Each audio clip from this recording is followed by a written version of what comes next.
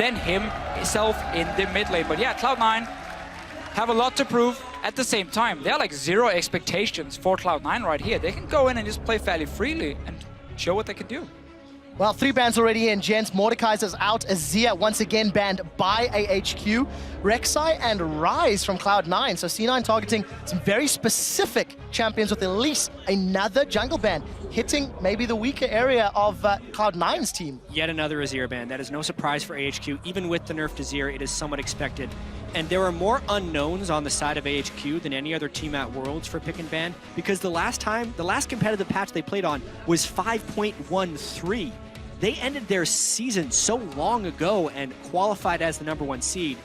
It will definitely be revealing what they decide to do in this champ select. Both Gangplank and Lulu will be open. And instantly, as I say, Cloud9 locks in the one that was left. That is the 3 picks we keep highlighting: Mordekaiser, Gangplank, and Lulu. Obviously, ahq will still have a chance. Not to get an Elise, sadly, for Mountain, but he's played a lot of Gragas back in the LMS. He likes these big bruiser here where he can stay alive a little bit and wait for his team then to move from the lanes and join him in these invades. He likes to do like Mountain is a jungler. He only goes one way, and that's forward. I've never seen the guy retreat from a fight. He's always first man in, and he stays in there, and he keeps fighting. Traditionally, standing at the end of it as well. ahq have been incredibly dominant in their region, only dropping 3 games all summer long. You contrast that to Cloud9. It was only 3 series they managed to win all summer long. Maybe it's an overstatement. And in those 3 series, they dropped more games than ahq did in their entire split. It really feels like a David and Goliath matchup, but we'll need to see what ahq do. Kalista and Braum, 3 seconds left. It looks like those will be the picks. Yeah, like these 2 very strong picks for ahq. Don't get one of the real big power picks, but Braum, I think for support, is definitely up there as a must pick in almost every single game. And of course, Kalista, while she's not perm ban anymore, she's still a very, very strong laner. And ahq as a team will constantly force fights around that bottom lane. Ziv will TP down, Mountain will gank it, and Westor will roam. So having a strong lane, at least where you have early kill pressure, is very important for their early fights, because they have to snowball. So Cloud9 need to think about what they're going to lock in. The Braum's also a steal. Ooh. Early lock-in, and it is a Morgana, most likely for Lemon. Couple of interesting things about these Cloud9 picks. The Morgana is what Lemon Nation ended up picking after he shied away from Karma, which he seemed really attached to. It's also an old school counter pick to Braum. I never considered it a counter pick, but it's actually very good against it because you can black shield the stun from the Braum. Additionally, Lee Sin is a champion High has put a lot of games on. It's a champion we expect to see a ton of jungle prevalence throughout Worlds here. 5 attack damage on Warrior, as well as some energy buffs and buffs to the ultimate, which allow to do more damage on targets it passes through, are all big things, and Cloud9 will look to put out some early pressure here. Yeah, much like we saw Fnatic in the last game try and counter what IG normally likes to do with camping that top side of the map. Cloud9 now knows how ahq plays the early game, and they want early aggression with at least a jungle pick. Gangplank can also fight for himself, but Darius was still left open, and Gentleman got some very strong picks. Darius and Rengar at the 2015 World Championships. So 2 of the big champions, 2 of the 3 big champions we pointed out as being extremely powerful on this patch have been picked here, Darius and Gangplank. Lulu was, of course, banned. And then out of nowhere, we get this Rengar from Mountain. We're looking at the champions he's played since the summer split. He actually wasn't their jungler until the very end of the spring split. And there are no Rengar games anywhere here. This is awesome. Yeah. And we've got so many questions, not only on the side of ahq. Balls not played Gangplank. We've got 1 game for High on Lee Sin, and it was a loss. I cannot wait to see how they play in game. 20 seconds left for 2 more picks. Remember, Gangplank is a flex pick. It can go to the mid lane. I might even say it's probably better in the mid lane. You have a free farming lane. But Vega as well, I love this pick. This is like Christmas. So much. So now we know the mid lane. We're assuming that's Incarnation's Vega. That's going to be his Vega. This pick and ban is Christmas. Deficio, I'll give it to you. You have many things to say about Vega. So Vega is coming in now as a champion that has been buffed in quite a few patches to slowly under the surface, been getting buffs in there. The last one he got was very big for him. And in this mid lane, as a pick here, he's not the greatest early laner. He's not going to destroy your pre-level 6. Which could be worrying against Westor. Sure. He's yet to pick. He gets to pick a counter assassin. He has to go find assassin against it. He has to. But if you do not shut down the Veigar... It wasn't banned. It's been banned in almost every game against AHQ. If you don't shut down the Veigar before he hits level 11, he will take over the game and he will one-shot everyone. And then Westor is going to stand on this fist here being like, I want to one-shot one guy, and Incarnation takes out 3 at the same time. So we're going to have to see AHQ use Rengar level 6 combined with Fizz level 6 and destroy Incarnation so he doesn't sit and stack up AP, get his cooldown reduction, and just one-shot targets in the late game. This is going to be such an explosive game. And you know what, Jad? You said to me, imagine if you have Veigar and Gangplank on the same team.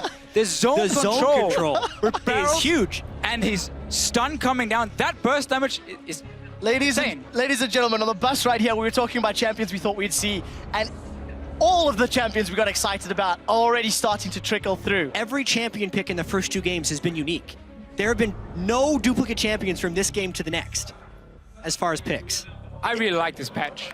Now the question is, so far, this is still I just like it. This is still very snowbally, as I'm led to believe. If Darius gets ahead, if Rengar gets ahead, if Veigar gets ahead, etc. It's the meta. It's also the teams. Out of control. Like, AHQ needs to fly ahead of the opponent to win, and they do it very often. And they've got the tools to do it again. Here's your team compositions, ladies and gentlemen. They need level 6 this time around for AHQ, and then they can go crazy. Let's find out, because we are exceptionally excited. Jump on Twitter once again, hashtag C9win. Do they have more magic in their tank, or will AHQ, the favorites coming into this game, pick up their first victory here in the group stages? It is Cloud9 taking on AHQ with Veigar in the mid lane, the tiny master of evil. And we also get Westor's Fizz in this game. Yes, Westor wasn't high in the MVP voting over in the LMS, but it's Westor's Fizz. He doesn't get to play this champion. And now he's playing it against Veigar. And you know what? It's Ant's Kalista. So AHQ, when they have these early fights in the bottom lane, they're looking to give Ant the kills, and of course Westor whatever he can pick up. But late game, you might just be one-shot by Incarnation. Westor's Fizz is 4-0 in their last 31 games played with a 15 KDA. Yeah, and it's been banned 26 times. Well, picked away one other. Anytime there's a game with Westor, Fizz shows up and picks her bans. Now, for Cloud9, we mentioned a little bit how the Lee Sin pick, they want to try and counter some of the early aggression. But for me, the Gangplank and Veigar, that is where Cloud9 wants a bit more time before their composition really kicks in. So for them, you gotta play safe in the early game. You gotta be able to predict where HQ is going. Because once you hit 11 and get rank to ulti and rank 3 of your E on this Veigar here with the stun, grouping is gonna be so powerful for them. And I don't think HQ will be able to respond against that. We'll find out if they get a chance to respond to Fisher. We're almost at 2 minutes. Lane swap seems to be initiated by Cloud9. And coming into this, we talked about how maybe a lane swap could have helped Cloud9 overcome some of the tower diving and team fighting strengths in the early game from AHQ.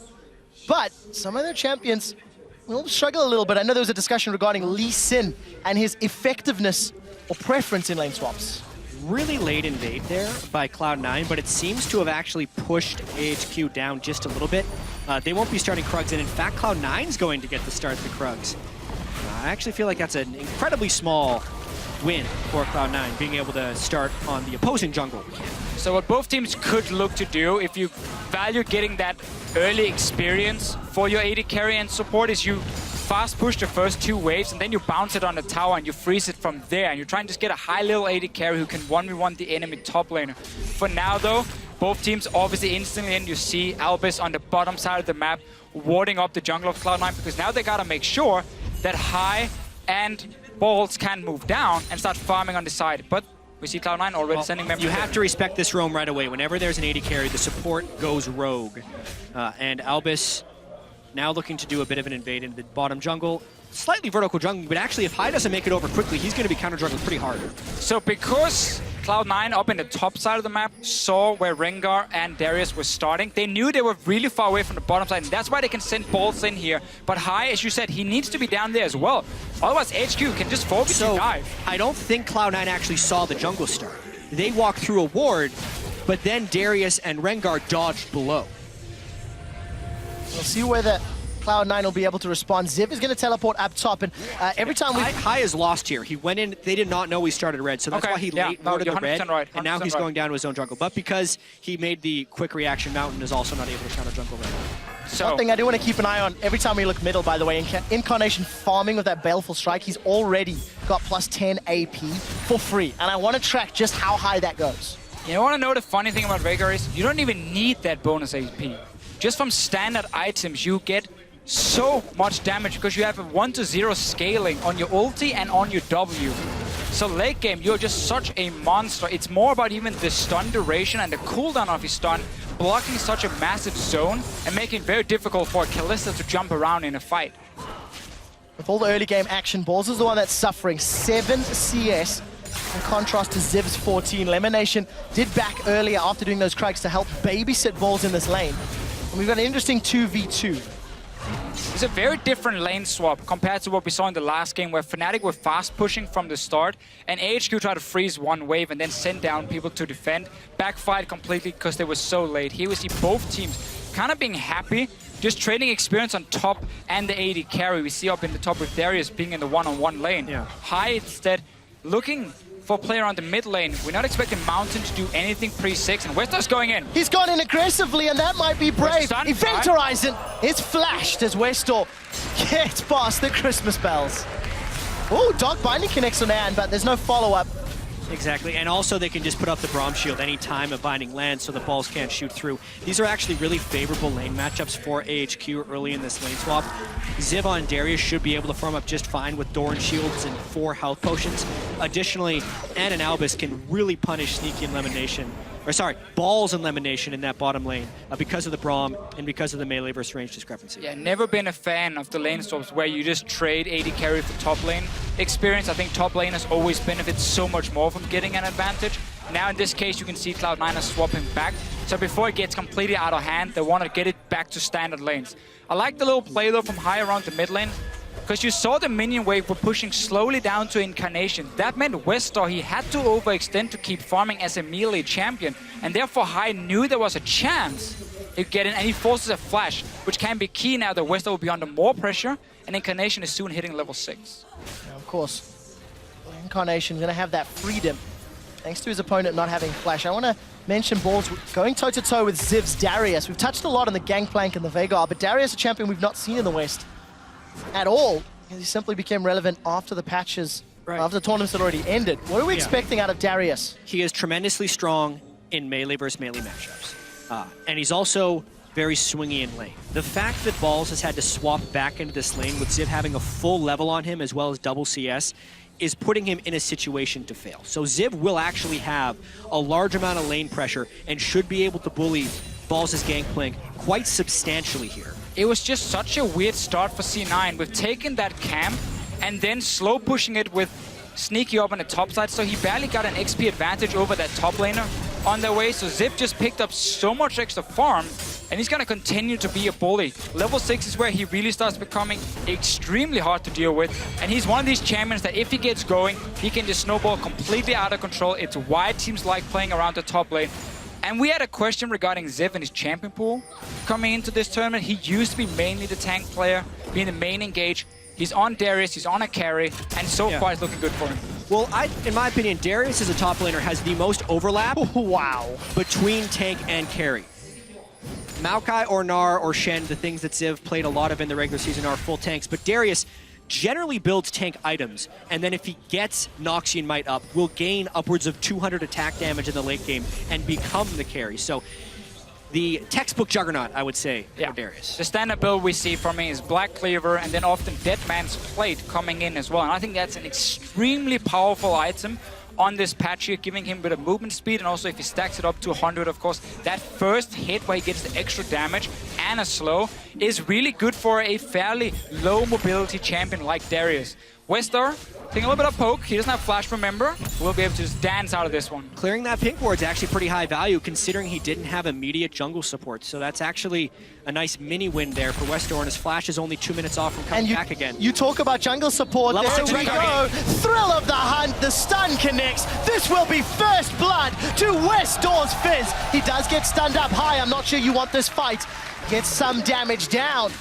And the Assassin has got his hands on the gold. Something we hadn't talked about much this game is the importance of the level 6 Rengar gank, and also the importance of Elise Sin having impact before Rengar can hit that point. Not only did Mountain nail his first Rengar gank, 10 out of 10, getting the kill and the flash from Incarnation, High hasn't even hit 6 yet, nor has he pulled off a gank that burned any summoner spell. Surprising that the first gank C9 pulls off was very smart, timing the minion wave, pushing in, forcing a flash. There was no return from High. A no-flash mid laner managed to take away a pink ward.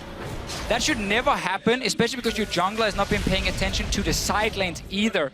So we need to see High go in and still use the fact that Westar had no summoner, or for a few more seconds, 1 minute maybe, he can still be punished. So far, AHQ has been getting everything in this game. Slowly pulling ahead, over 1,000 gold. Every time we look top, Ziv is shoving balls under his tower. We see Sneaky and Lemon being forced down. They're taking unfavorable trades from Albus and Anne.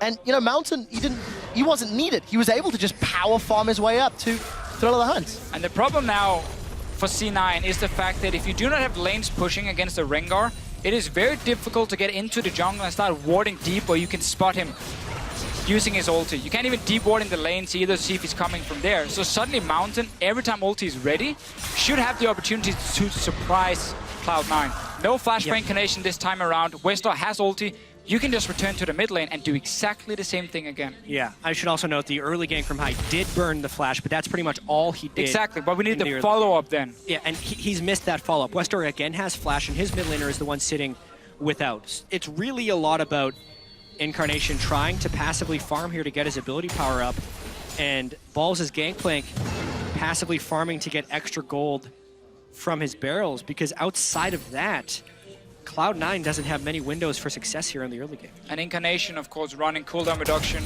per level runes for himself, get the 3.75% for masteries as well. And then he's Athenes and he can start making some plays. But Mountain, we just mentioned it, he's back towards the mid lane. Incarnation is standing very far back though.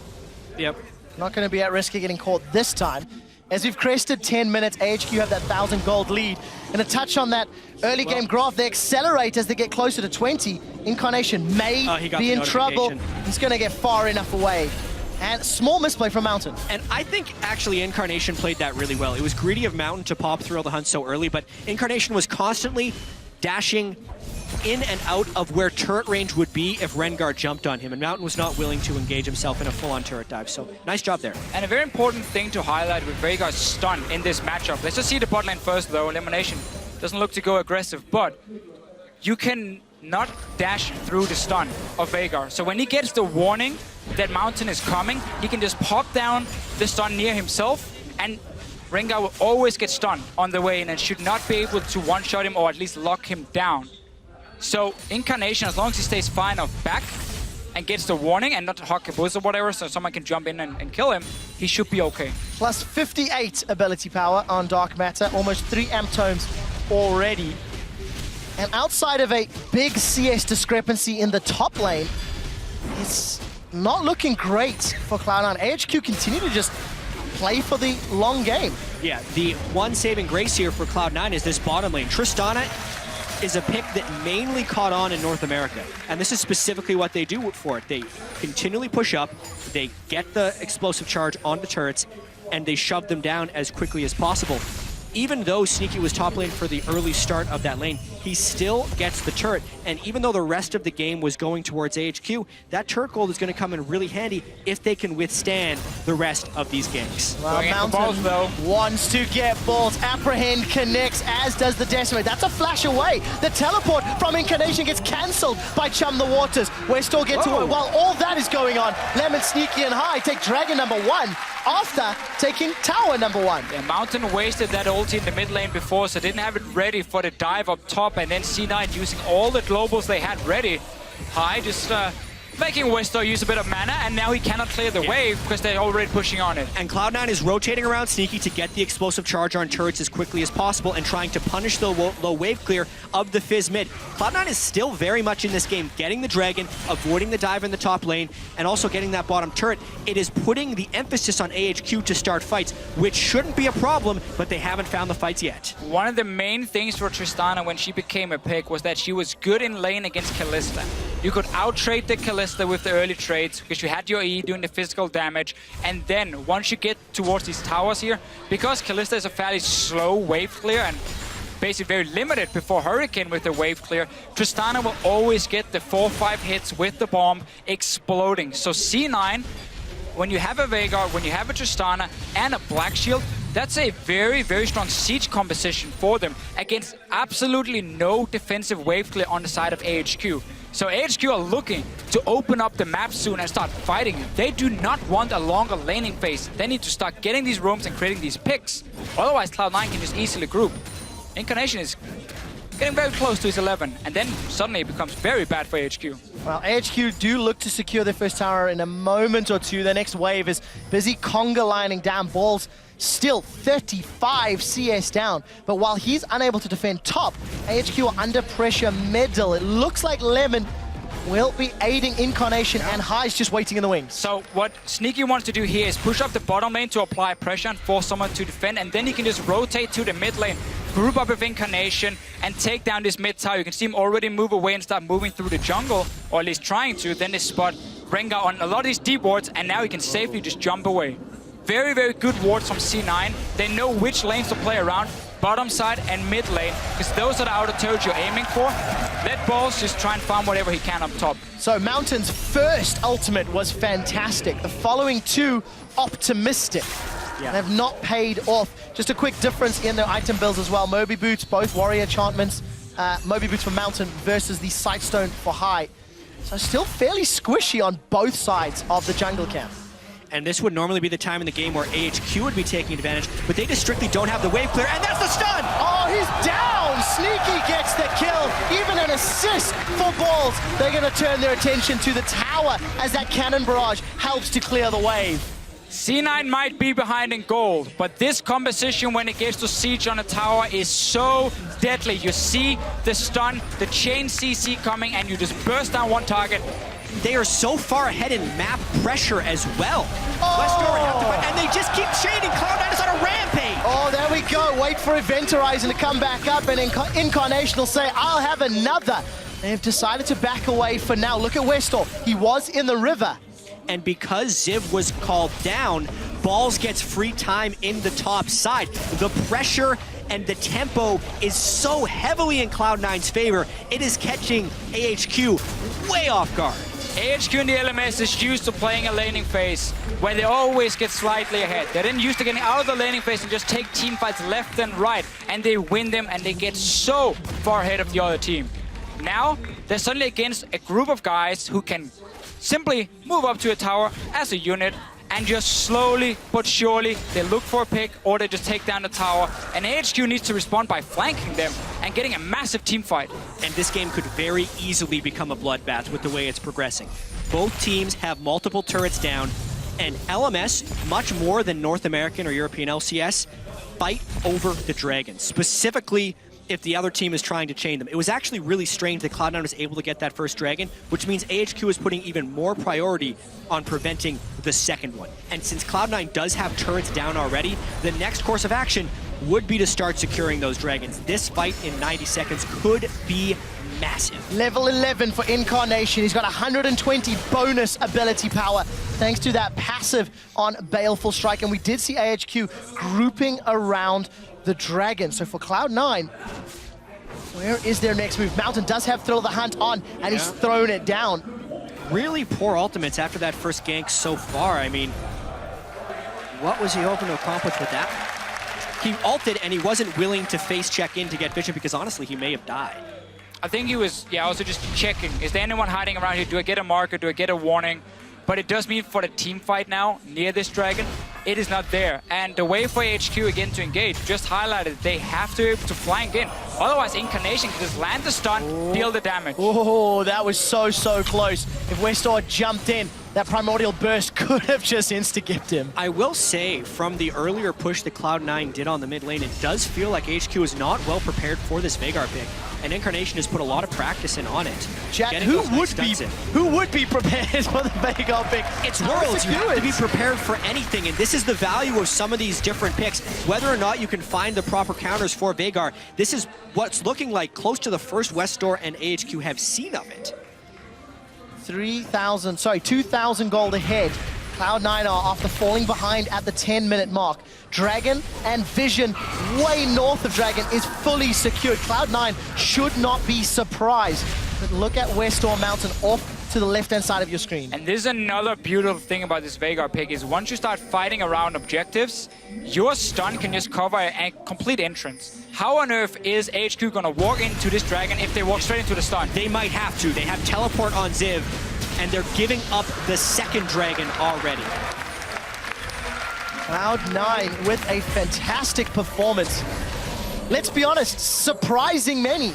A lot of people anticipated AHQ to do well, and this Veigar pick has thrown the game on its head. Incarnation gets caught by another Chum the Waters. Flashes defensively high, forced to safeguard out. We did see the Glacial Fissure go down, as well as the Cannon Barrage.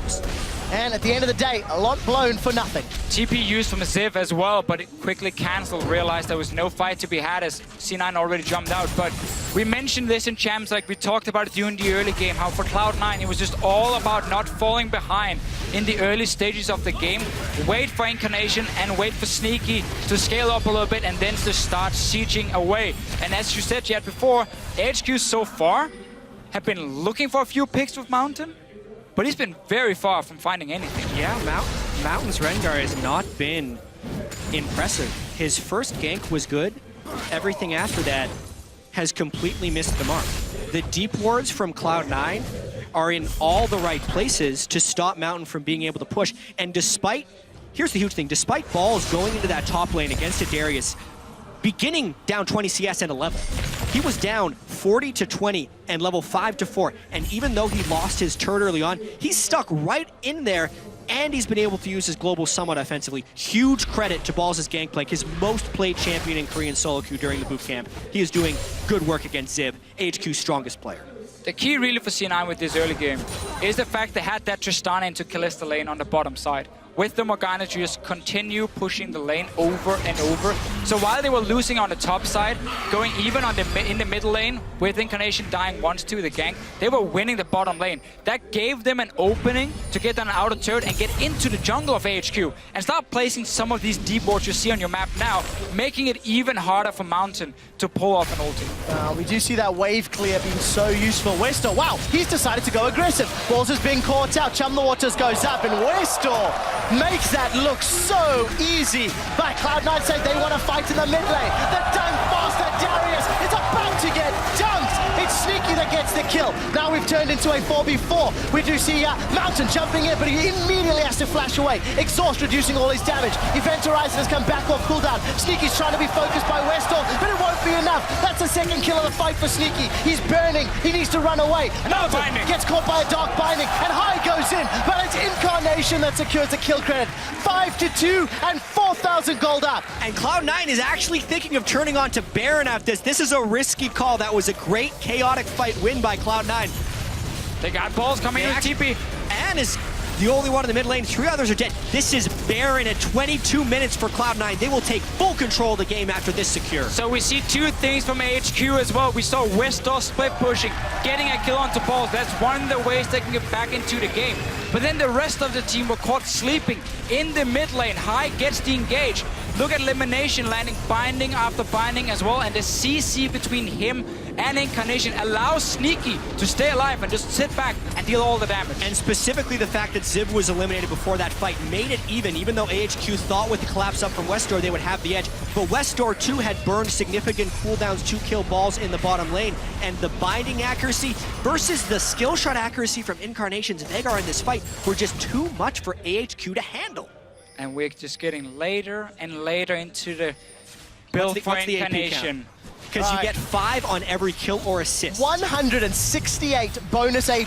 Right. Currently, Incarnation has 497 ability power at 22 minutes. A Baron as well, and they are now sieging the inhibitor turret. It is down. This is exactly why Tristana is such a big pick in the North American LCS. The instant you get an edge, you get to start on a turret. He found Mountain! And Mountain's jumped in, but he's down. It's Balls that takes him out. Zip got stunned by the Event Horizon and he's forced to flash away. Sneaky goes in aggressively. Red buff is ticking. Buster Shot gets eaten by Albus as Ann eats a huge crit for dinner. The inhibitor will be dropping and there are minions pouring the bottom line. They might go for the end. That's 20-second death timers on two. Buff, you got it, Westor has no Tristana. ultimate. Keep pushing, keep pushing. And they are pushing. Nexus turret number 1 is being focused. Another The stun! Event Horizon catches Westor and he may need to take the door. The exit. Cloud9 look for the second Nexus turret. It is being focused down. The satchel charge is on. It's ticking and burning. That drop will drop shortly. The Event Horizon catches Ann, but he is able to QSS away. Second item QSS. There is no damage. Cloud9 are on the Nexus and they will take down the number 1 team from the LMS. 23 minutes and 58 seconds. One of the fastest games of the year come against ahq, the number 1 team from the LMS, and Cloud9, a team who at one point in the regular season was 9th. What an upset in this group stage. The analyst desk before this game here, every single one of them mentioned something that C9 had going for them that could win the game. We had Cloud9 and we had High on his shot calling. We had, of course, Incarnation and Sneaky as the 2 carries as well. Both of them stepping up big time.